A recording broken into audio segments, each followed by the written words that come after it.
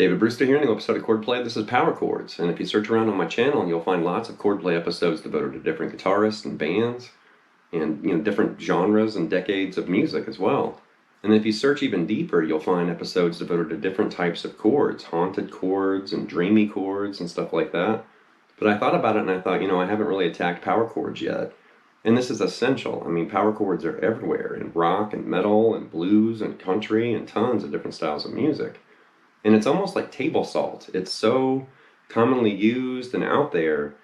It's usually overlooked or almost kind of ignored. Like, well, let's see what else we have. Yeah, salt's good, but what about some other spice or seasoning in my music? And I've referred to power chords as very simple or primal or easy. And I know for a fact I've said different things and flown out of my mouth, like I'm searching for something more interesting or something more unusual, and that's true. But I play power chords every time I pick up the guitar, and I just recently did the Malcolm Young, Chordplay kind of a tribute. We talked about power chords a lot in that episode. So I use them a lot, but I just didn't want to confuse anybody. And I also wanted to give you a good foundation for anyone that's kind of building, your chord vocabulary, or maybe you're looking or searching for some different ways to use power chords. And that's what this episode's going to focus on. But before we get started, here's an image with some power chord pioneers to help you, kind of understand where all this came from.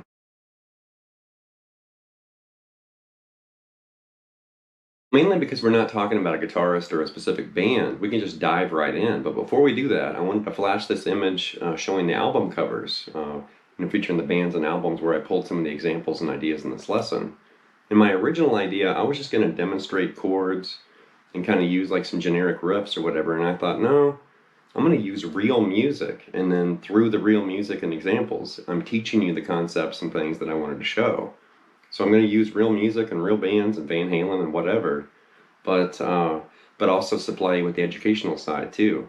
But here's an image showing you where the music or albums that's featured in this lesson came from.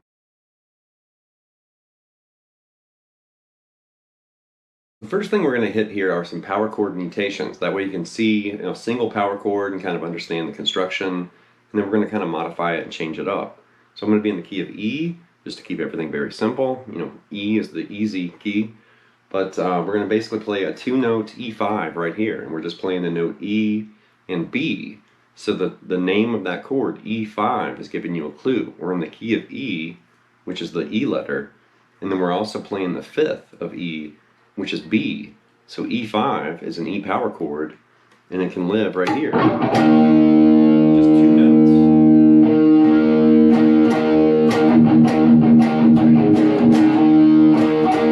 And we can map that chord and play it all over the fretboard, really low or really high and everywhere. But right there's a two-note E5.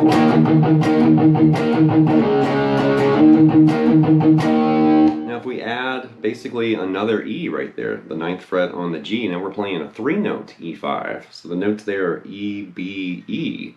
We're just doubling that root E, but an octave higher, and that sounds like this.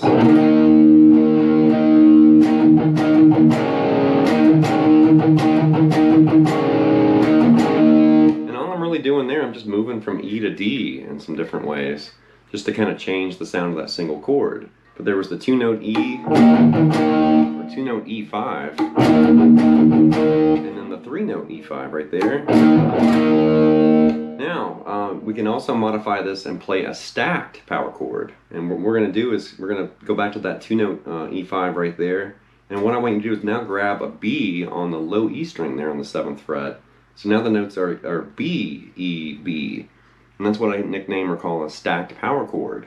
So we're taking the 5th and replacing the root with the 5th like that. And you get that real heavy, low kind of growl with the power chord like that.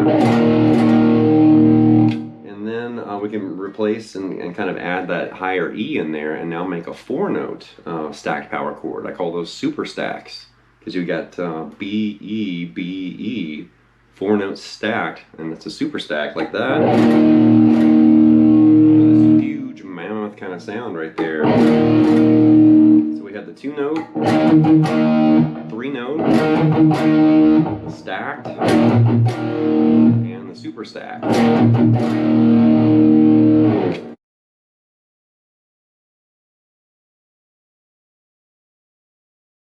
Up next, we're going to map the fretboard, and we're going to find E's and B's all over the guitar neck, and then you can start building, different types and variations and mutations of power chords. So the image I'm going to show is color-coded. So I made E orange, and I made B blue, and I'm not really sure why I picked those two colors. Actually, that's a great Al Di Meola album, Orange and Blue, and I did see Al Di Meola on that tour, so it kind of had a double meaning for me, I guess. Just remember that E is orange and B is blue, and then you can pause the screen or whatever you need to do and just look, and you can see like where those two notes are found all over the neck.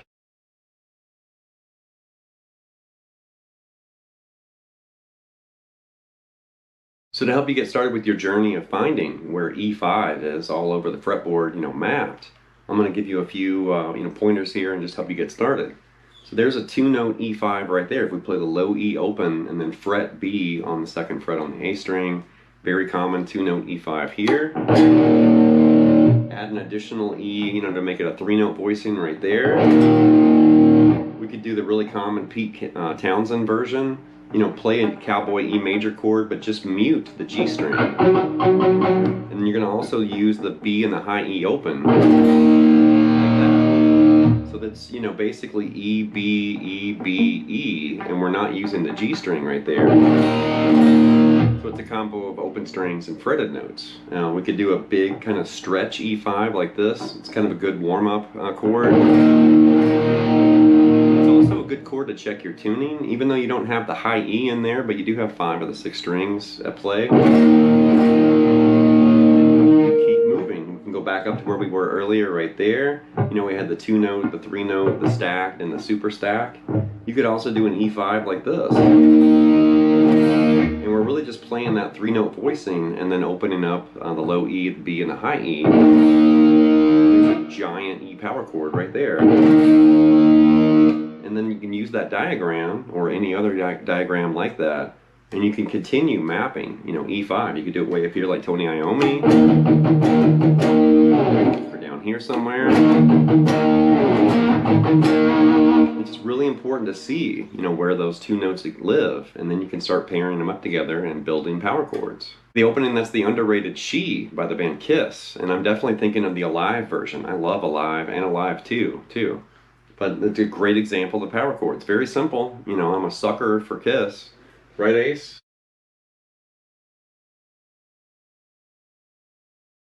This is a great example of finding chords in different positions and then using them in the same riff, because She's like this.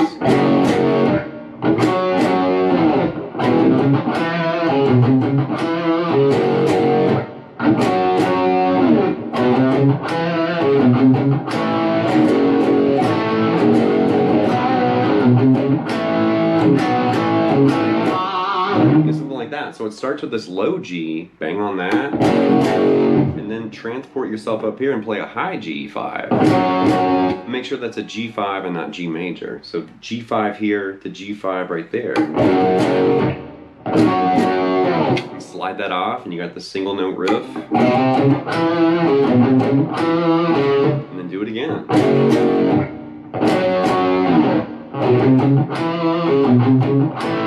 And like the second time, you want to add that double stop right there on the 3rd fret.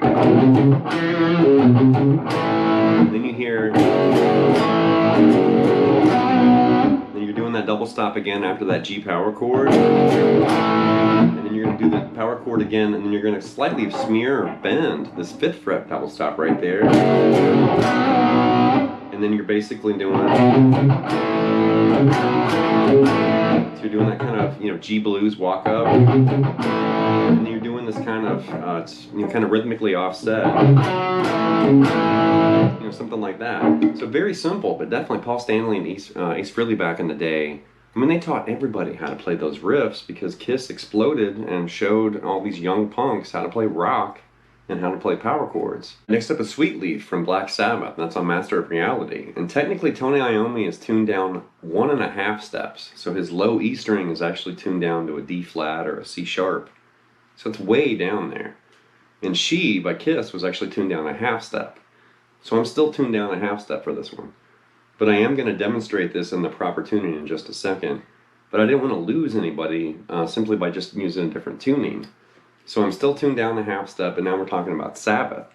And Tony Iommi's big, contribution to power chords, aside from all those massive riffs that he wrote, was just the arrangement of the power chords themselves. Because Sweet Leaf's like this.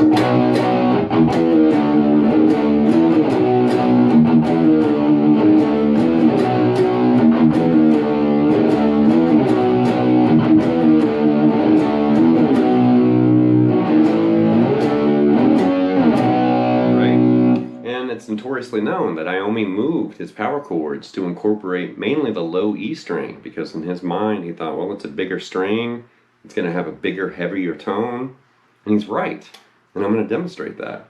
So there was Sweet Leaf tuned a half step down, and we're starting on that C, which technically a half step down actually is going to sound like a B as far as concert pitch, but we're not going to worry about that.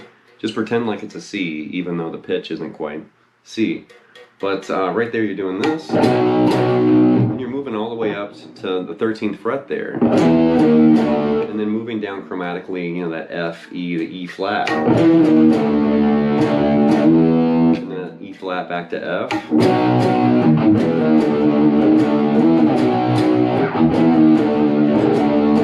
and Tony also liked to shake or use a little bit of vibrato with some of his chords sometimes, and you can hear little pieces of that.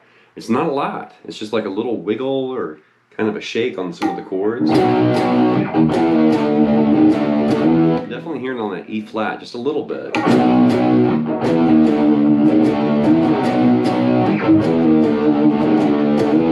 that big change. Right? And that C to B flat, and that E flat to a G way up there. Back to C. If we took the same riff and then just basically relocated all the chords to the A and the D instead of the low E and the A, you could play Sweet Leaf like this.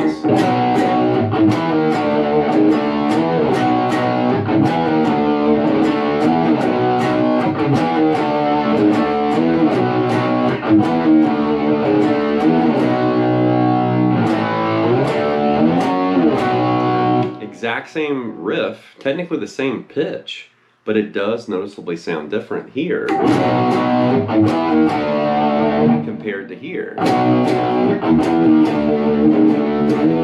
it's more the character and the tone than the actual pitch or the sound of those chords, because the notes are the same. You just have a little different sound or ring depending on the thickness of the string that you're putting them on. It's a slight change in the character overall, but there's Sweet Leaf on a different set of strings.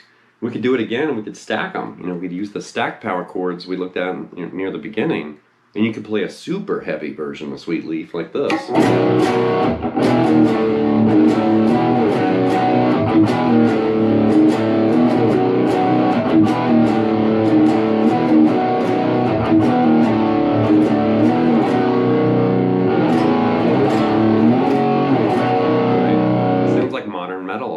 Metal from about 20 years ago, I guess, which isn't really that modern, but that does sound like some early 2000s, kind of darker, heavier, stacked power chords sound like that.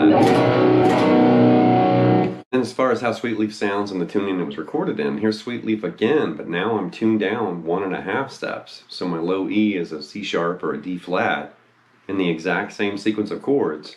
Sweet Leaf sounds like this.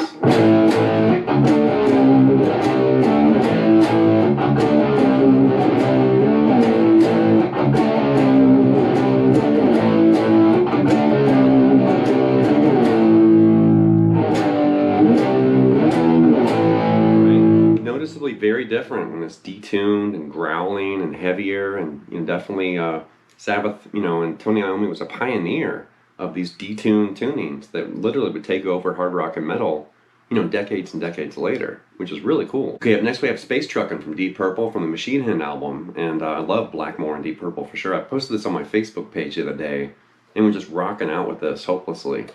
But the intro, and this is actually in standard tuning now, so I switched to my Strat, which is Blackmore appropriate. But the intro actually is John Lord's organ part, and I've adapted that using power chords. And then when Blackmore finally comes in, when the verse kicks in, he's doing a really typical, power chord related treatment with the chords. But it's something like this. And keep in mind, the first part is John Lord's keyboard part, and then the verse with Richie's chord part. But the organ part converted to power chords is like this.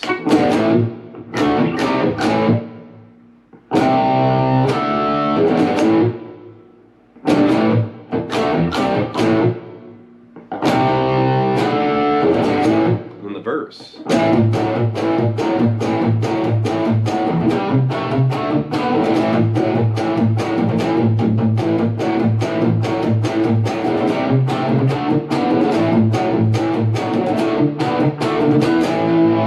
Right there, the intro, I mean, you could definitely play with single notes. And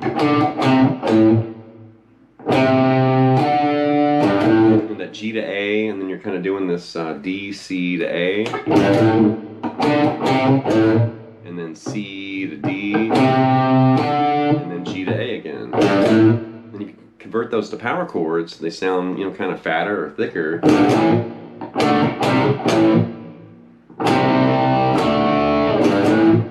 Now listen to it if we use 3-note power chords like that.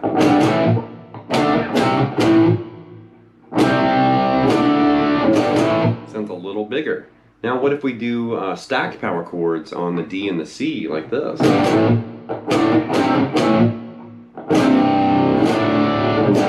Right, and we're kind of like modifying and reshaping that riff using different types of power chords just to see what it sounds like.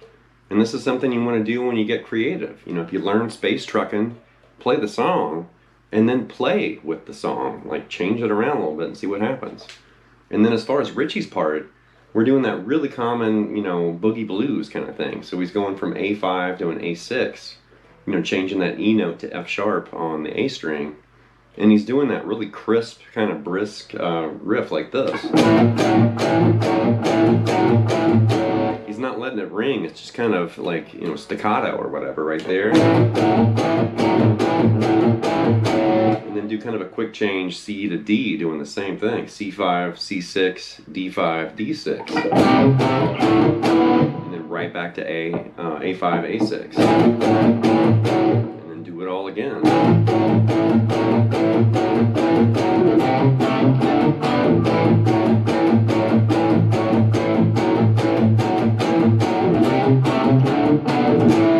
Really tight rhythm part, and I love that song. It just starts rocking out. Next is the Mighty Van Halen with On Fire from the first album. So we're tuned down a half step again, and Eddie was using these giant, massive, power chords, these stacked power chord sounds.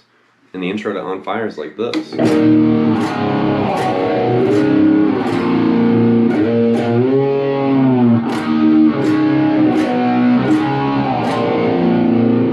She's got the tremolo picking and the harmonic fill, but we're just focusing on the chords there. But that opening chord, that's an E5 over B, that big, massive kind of super stack we were talking about earlier in the lesson. So that B, E, B, E stacked up, E5 over B, move that down a whole step, there's a D5 over A the same way. Move down another whole step, there's C5 over G the same way. Repeat that D over A power chord, or D5 over A, and then end on this B5 over F sharp. So there's this huge, it's like a dinosaur walking or something right there. And you hear that 1.5 step bend, that B up to D.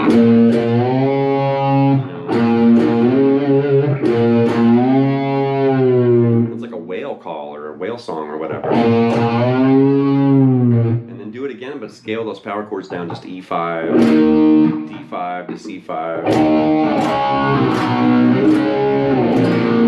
And it goes back to that B again. But I love those massive, huge, chords. They grab your attention. They just sound, enormous in there. Next, we got The Sword with Book of Thoth, which is from the Used Future album. And I have a feeling I'm going to be defending the album Used Future for decades to come because it's very underappreciated.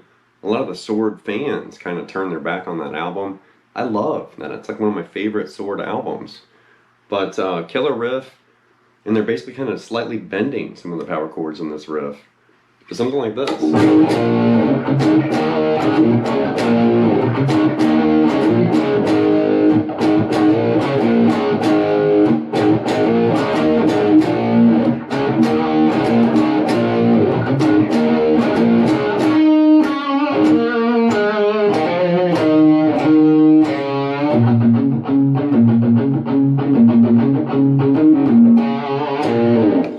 that. So it's very simple. It's like this little box formation. We're just playing with A, B, D, and E power chords there along the E and the A strings as far as the roots right here. And something you'll find a lot of power chord players doing is they'll kind of create almost like a visual shape, somewhere on the fretboard, whether it could be Boston or Nirvana or whoever. Here we're looking at the sword, but you can see this kind of formation of chords, and really they're just doing this.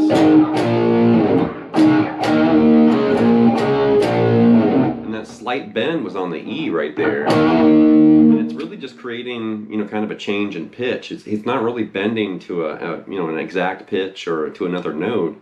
It's just movement, kind of making that chord move.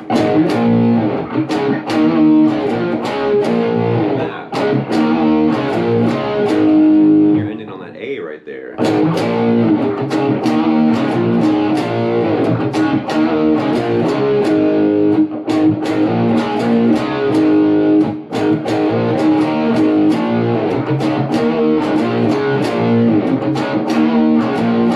We got this really crafty pentatonic based idea there at the end.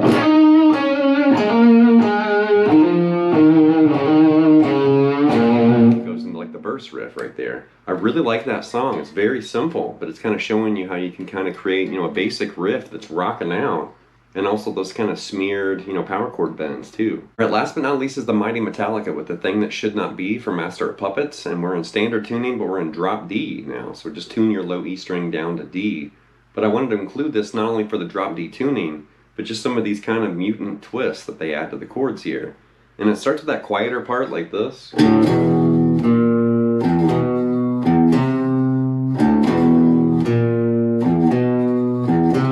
then you literally hear the song erupt like this.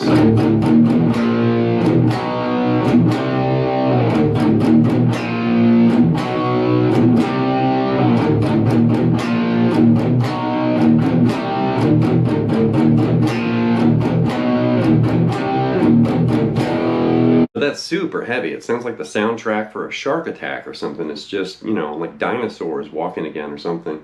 But for that first part, it's the open strings. And then you're hearing that twisted, series of notes. So I wanted to uncover what's going on right there. It's the open strings and drop D right there, the bottom two, the E and the A. That's a D5 power chord. And then the second fret bar right there, that's E5, like we played with in the beginning of the lesson. But in this tuning, it's barred now instead of that open, low E string. So there's D5 to E5 just by doing this. But then that twist is you were basically playing with the fifth. So there's your E5, and then that first note that you hear after that is basically B flat. So that's your flat 5 of E. And then you hear the regular B, which is just your regular fifth. And then you hear it move up, so now it's a raised fifth, and now we're implying augmented. So that's why it sounds so sinister and unusual, because we're playing, two variations of the regular fifth, the flat 5 and sharp 5 of E. Right? And your ear picks that up, it sounds weird. And then when it blasts off and it gets heavy,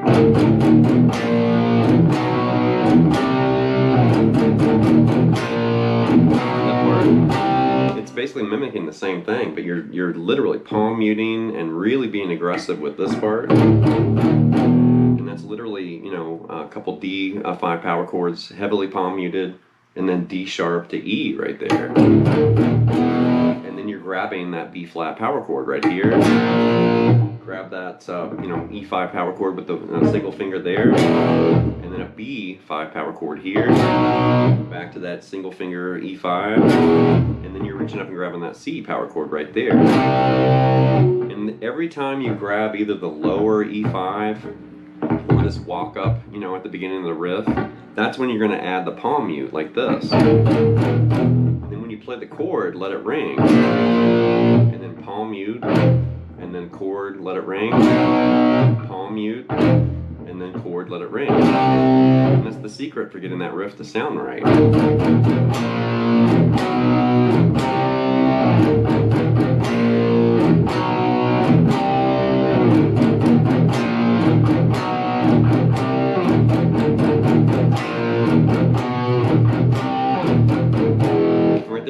the other variation, they just start playing with that D, D sharp to E move like that.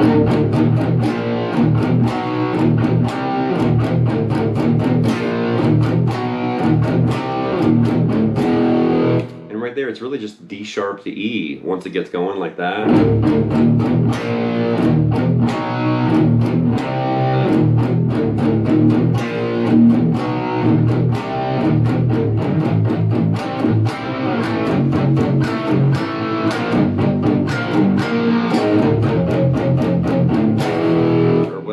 It's going to wrap this episode of Chordplay with this look at power chords, and I literally could have picked, there's thousands, if not tens of thousands of other songs, other bands, other albums I could have pulled ideas from, but I just kind of started thinking about, who were some of the important, power chord players.